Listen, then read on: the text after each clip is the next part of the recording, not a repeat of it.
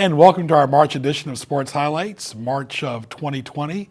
And of course, a special show, folks, our 300th show here on Sports Highlights on NNPS TV. And we'll have some great vignettes throughout the show. We're going to do a montage of some great guests, 13 total, and we've had over 767 guests, give or take, since February of 1992 when we started the radio studio.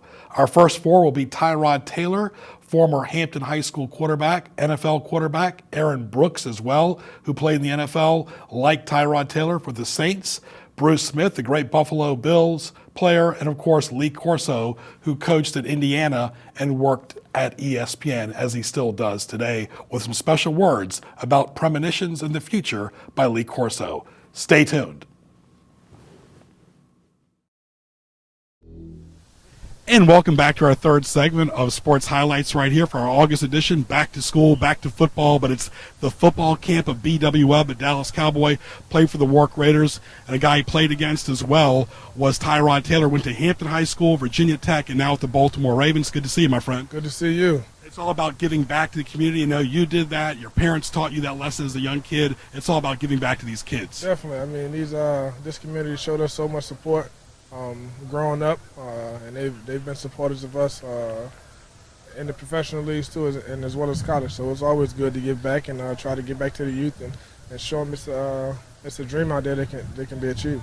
Well, you learned it from a young age because your dad used to tell you how good Hampton was when he was back in school, of course. So you had that platform at a young age, and a lot of great crabbers like Ronald Curry, yourself, and so many great players played for Coach Smith. Yeah, definitely. I grew up watching a lot of great guys between, like you said, Ronald, going to games to see Mike play, just letting those guys motivate me.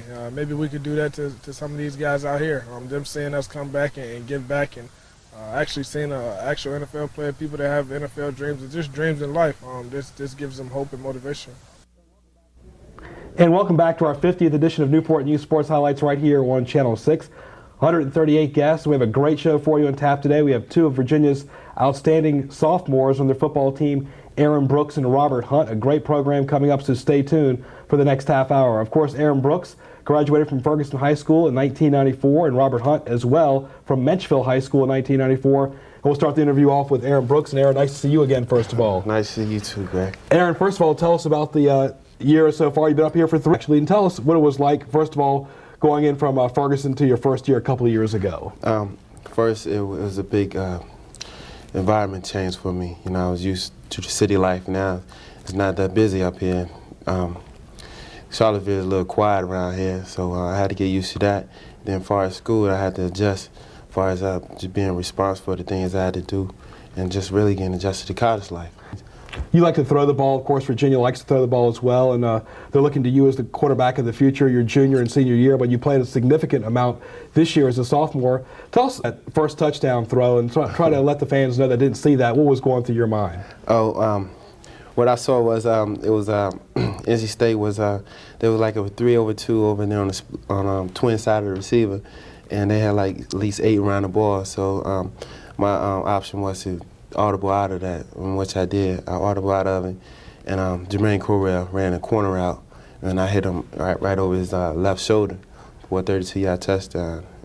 And once he caught it, you know, I was really happy just to get that first touchdown out the way. Right, that was before a Jefferson Pilot TV audience that saw that. Aaron Brooks, one of the top quarterbacks ever in the Peninsula District, one of the top quarterbacks that Ferguson ever had, and of course now doing the same thing at Virginia at a high-profile position. It's a pleasure to talk to former Booker T, Virginia Tech, Booker T, Washington, Virginia Tech, as well as Buffalo Bill, Washington Redskins, NFL Hall of Famer from 2009, the one and only Bruce Smith. And Bruce, good to see you. Thank you. Very relaxed atmosphere here. And Bruce, first of all, I guess it all started back when you were a kid, right in Norfolk. Absolutely. I have such fond memories of growing up in Norfolk, Virginia, and my childhood, and you know, being one of 3 siblings. I watched the struggles of my mother and father as I was growing up. It gave me an appreciation for hard work, sacrifice, and commitment. And yeah, I'm just so thankful for the community, for for folks that saw more in me than I saw in myself, and that's why I'm sitting here today. It really comes full circle, and then from there you went to Booker T, and then you went to Virginia Tech and played for a great coach and Coach Dooley. Absolutely, and I would say he's the forgotten one, but what an incredible head coach, Coach Bill Dooley. I can remember when he recruited me out of Booker T. Washington High School, and I had offers from every major school in the country, and I can remember one of the most profound things that stuck with me that he said. He said, "Bruce, if you can play, they'll find you."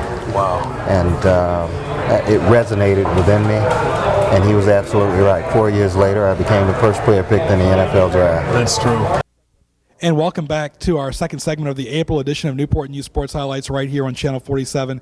Glad you're with us today. Lee Corso, one of the ESPN analysts on College Game Day right here. And Lee, nice to see you once again. My pleasure. It's nice to be back in Michael Vick's hometown area. Absolutely. Tell us about your background, Lee. Of course, you were a college football coach. You started as a young age. Tell us about your coaching experience. Well, I coached at Florida State, Maryland, the United States Naval Academy. Then finally I got an opportunity to be the head football coach at Louisville in Indiana. Then I went into the pros with the Orlando Renegades and got out of coaching. And people say to me, when did you decide it was the time for you to retire? I said, when they quit asking me to coach.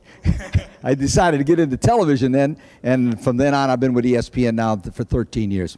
When you first started off with ESPN, you were doing a lot of the Arena Football League, and then tell us about that experience. Well, I did the Arena Football League. I did the first Arena Football telecast. I did it with Bob Rathman, who's from this area, and we did the whole season. In fact, we did they call it the Arena Bowl, the first one. And then after that, I got from Arena Football, went on to football, and it's interesting because I used to do the games in the booth, and I really liked it. So after the second year, and I thought I was pretty good at it, after the second year, I got a call from ESPN. They said, how would you like to move from the booth to the studio? And I said, do I have a choice? They said, not if you want to work at ESPN, you know. And I said, where's the studio? And that's how I got into the studio. How about Virginia Tech? Michael Vick in his freshman year, redshirt freshman year from Newport News, Virginia, led him to a runner-up national championship, third in the Heisman Trophy. Have you seen a freshman that strong? 43 years I've been in college coaching. I've never seen a freshman football player better than Michael Vick. I mean, that's a hell of a statement, isn't it? I mean, I've seen them all. He's the best. And folks, that tells you something too. That's Lee Corso talking about Michael Vick, who was trained right here in Newport News under Tommy Reeman at Warwick High School, academics, athletics. And Reeman put on Aaron Brooks at Virginia. So you're talking about two top quality quarterbacks from Newport News under one coach. What made Michael Vick, and I watched Aaron Brooks. Aaron Brooks was a big athlete, much taller than Michael Vick. But there's nobody like Michael Vick. And as long as he keeps his smile and watches who he hangs around with, I mean, this guy has got the world in his hands. And I hope you enjoyed our first block of guests. They are all all-stars and great world-class athletes and, of course, coaches, too. Our show started on Channel 6, moved to Channel 47 on Cox Verizon 517 under the direction of Paul Cummings and Ray Price. We'll be back after these messages. I want to be a historian. I want to be a marine scientist. I want to be an oceanographer. I want to be an astronaut. I want to be a zoologist. I want to be an engineer. Virginia is rich in educational resources. Virginia is for. Virginia is for. Virginia is for. Virginia is for. Virginia's for learners.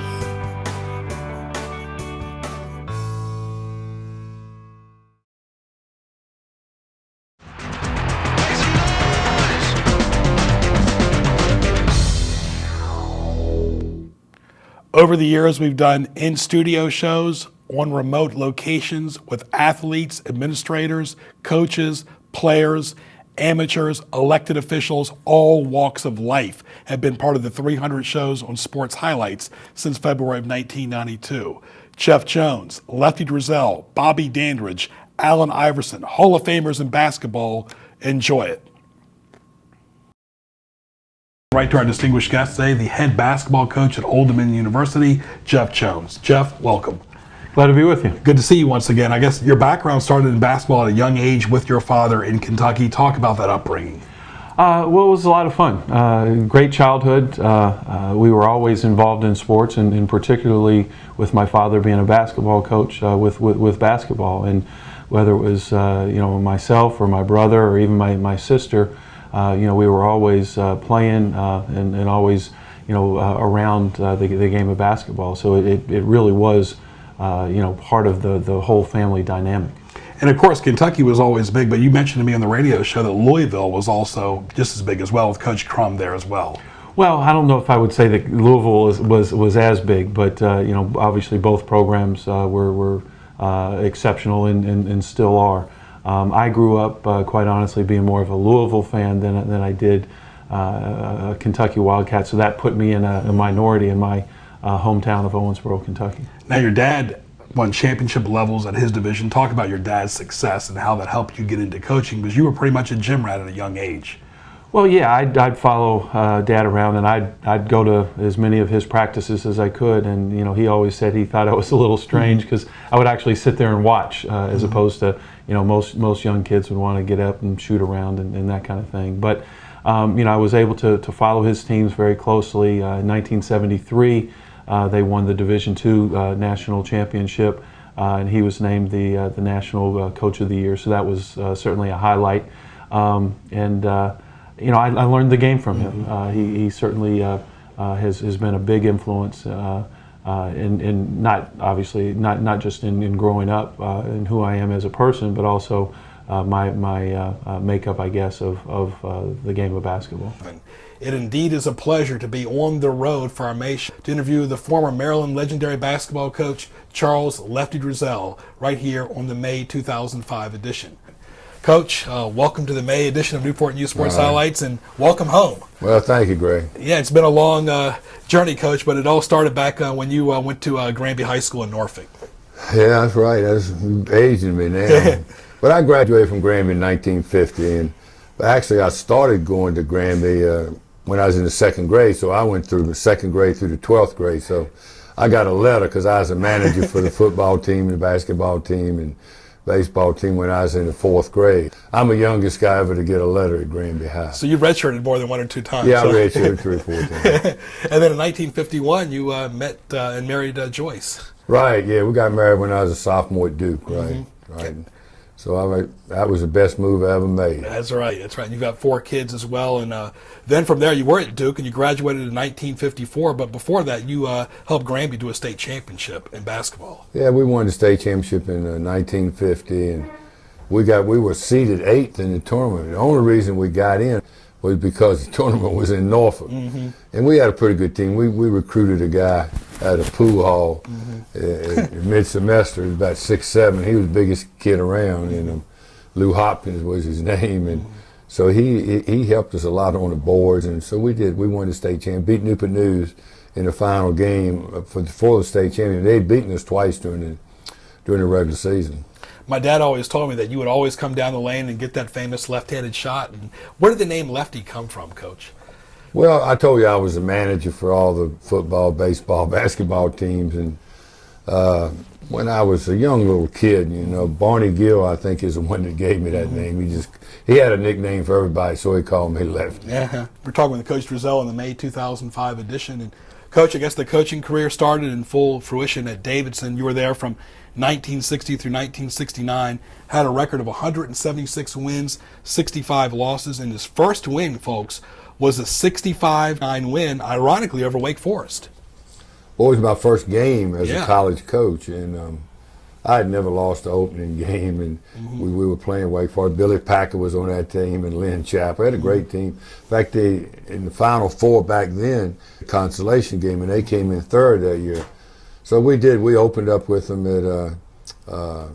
at Davidson, and Norman Snead played on that team because a couple of them were hurt, but it was a great win for us. I should have quit. I told my wife, I said I should quit right aim, and then the next, I think that was on Saturday, and then Tuesday we had to play Catawba over at Catawba, and they beat us. Oh, so the bubble burst real quick, but it was a great win for us. It's a pleasure now to interview Bobby Dandridge, the former NBA great with the Milwaukee Bucks and the Washington Bullets, who went to locally Norfolk State University. And Bobby, it's a pleasure to see you. Oh, it's great to be here this morning. Tell us about the program here, the Healthy Schools Challenge, and Just Got Milk. Well, students here at Warwick High School entered a contest, and fortunately for the high school, they're going to end up with some money. And I get the opportunity to come out and speak to some young about healthy eating and surely drinking milk. At least 2 or 3 cartons a day is a healthy lifestyle, and it's very important that not only young people but we as individuals eat healthy. Bobby, of course, you have strong roots here. You went to Norfolk State University, and that university has really grown. I'm sure you're proud of that. Very proud of it. Just wish the athletics were a little stronger, but I think with a new athletic director, Marty Miller, that Norfolk State athletics will surely rise again. And then from Norfolk, you had the NBA and play for the Milwaukee Bucks. Yes, and that was an opportunity to live out a childhood dream. And whenever I speak to young people, I speak of the fact I always want to know, what do you dream about? Because oftentimes dreams are possibilities for us. And I dreamed about playing in the NBA, but if you have a dream or you have aspirations and goals, you must go after them. Just can't wish that things happen. You have to put the work in. You have to put in the time. Because as a basketball player, and now I coach girls AAU basketball, and I find that oftentimes young people today have certain goals and aspirations, but don't want to put the time in. And in any goal or career that you seek, you must put in time. A lot of hard work now. I can remember as a kid growing up in Richmond, and I wanted to be a professional basketball player. I mean, I played basketball 5 and 6 days a week, along with being a good student. And I think when you can combine the two, the academics and the athletics, it leads towards a successful life. All right, and welcome back to the Boo Williams Sports Complex here with Allen Iverson. Allen, and thank you for everything you're doing for the community. Appreciate it. I thank you, man. I guess it all started off when you were a kid and you learned how important it was to have good role models, and you're doing the same thing now. Definitely. I was one of these little guys, that was in here, trying to make it out of this place and try to do something successful.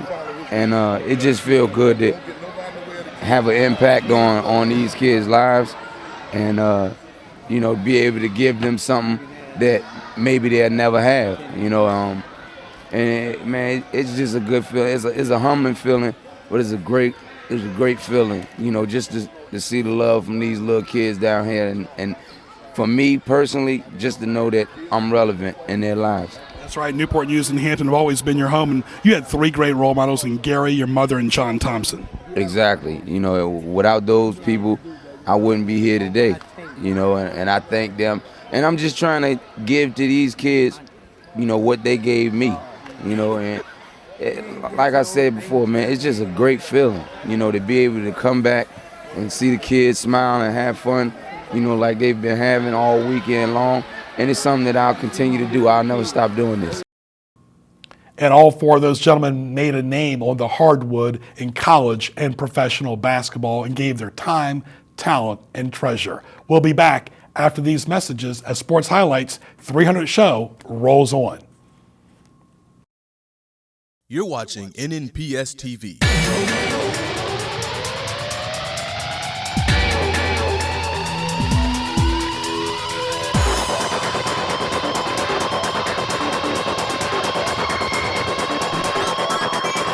Catch sports highlights on Mondays at 7, 2, and 7, and on Saturdays and Sundays at 9 a.m. Visit us online at nnpstv.com to view all your favorite episodes. NNPS TV, watching education happen.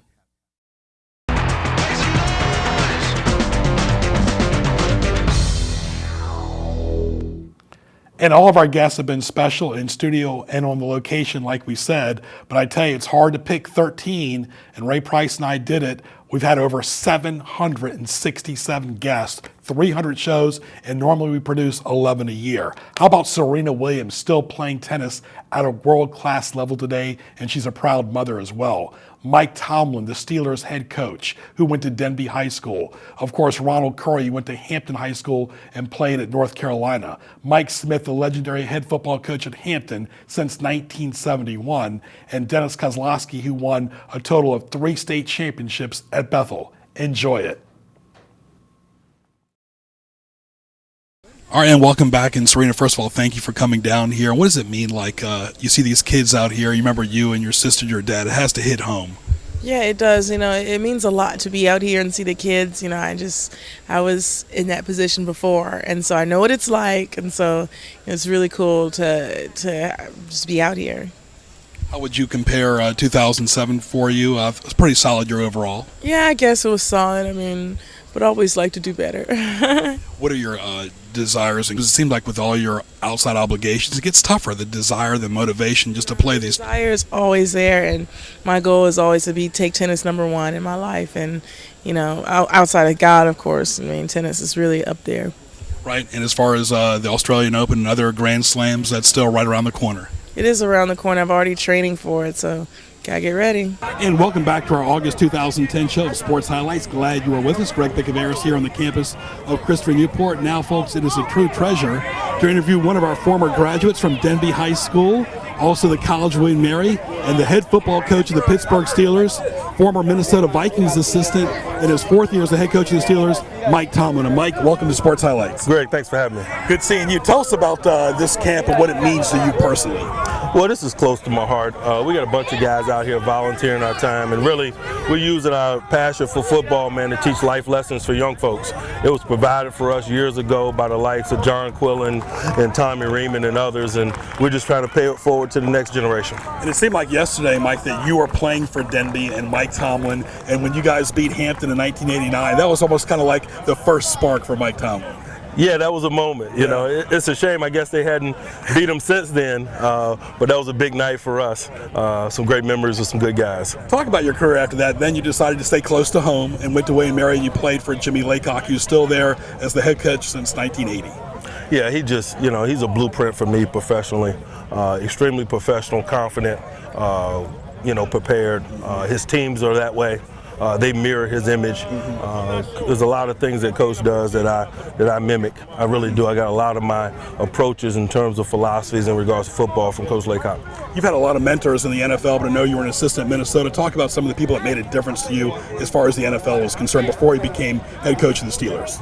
Well, you know, Tony Dungy hired me in the National Football League at 28 from the University of Cincinnati. So needless to say, he showed a great deal of faith in me. But I've also worked with the likes of John Gruden, who was very, very instrumental in my growth and development, Monty Kiffins and Brad Childress. I've been very blessed. I've been around some great guys, some great coaches that have really taken an interest in my growth and development, man. I've benefited from it. And welcome to our February 1998 edition of Newport News Sports Highlights right here on Channel 6 and 47. We are at the home of the Hampton Crabbers right here and the home of Ronald Curry since 1994, the most celebrated athlete in the United States today. Awards he has won, and you'll see them on the graphics page the next 15 or 20 minutes. And we have Ronald with us today. And Ronald, first of all, welcome to the show. Thank you very much for having me. Ronald, nice seeing you. First of all, tell us about your background, where you were born, and tell us about your early childhood days. Well, I was born in Hampton, Virginia, spent a couple of years of my life here. Then I went to Boston City, Louisiana for a year with my grandmother when I was 4, and I moved back to Hampton, Virginia with her. And ever since then, I've been living in Hampton, Virginia.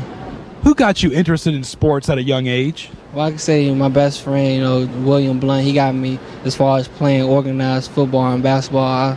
I went out with him. He was playing. He was a year older than me, and he got me into that.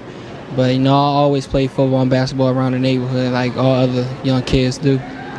Other sports you played, too. You also played tennis as well at one time for Coach Alvis Mann a few years ago.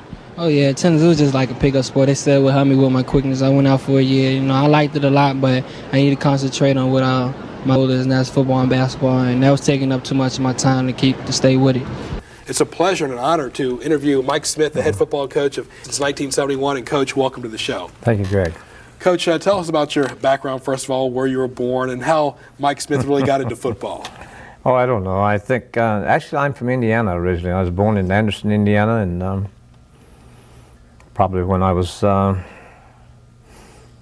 grade or so, I went to a football game with my father and got involved in it in the 8th grade in high school, and been in it ever since. I just thought it was the greatest sport. It gave you an opportunity, I think, to express yourself and rid yourself of any emotions you had that you couldn't do otherwise. But the camaraderie and the working with the other guys and the friendships and things have always been of great essence to me in this.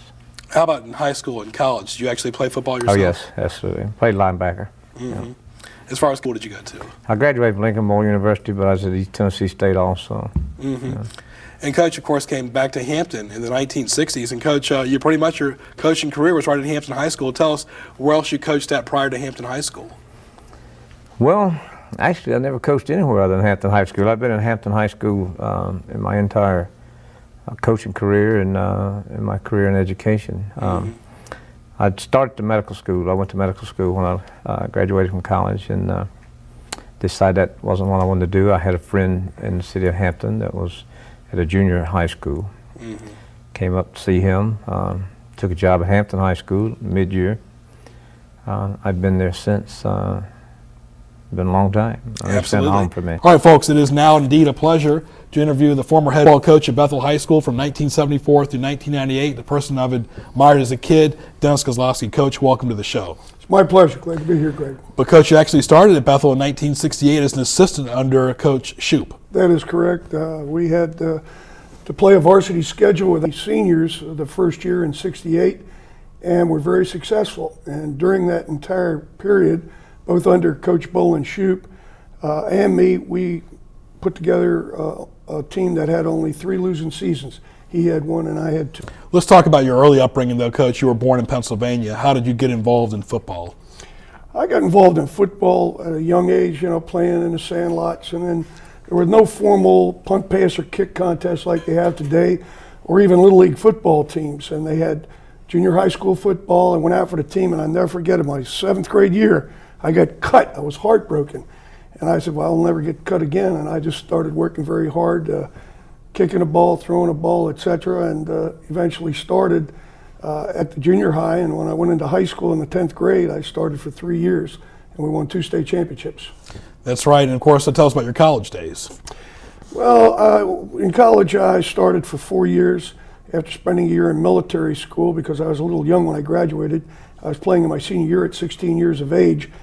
And so going to military prep school was definitely an advantage to me. And then, of course, when I played at college, I was both quarterback, tight end, and a monster on defense. Of course, a lot of people think I'm a monster now.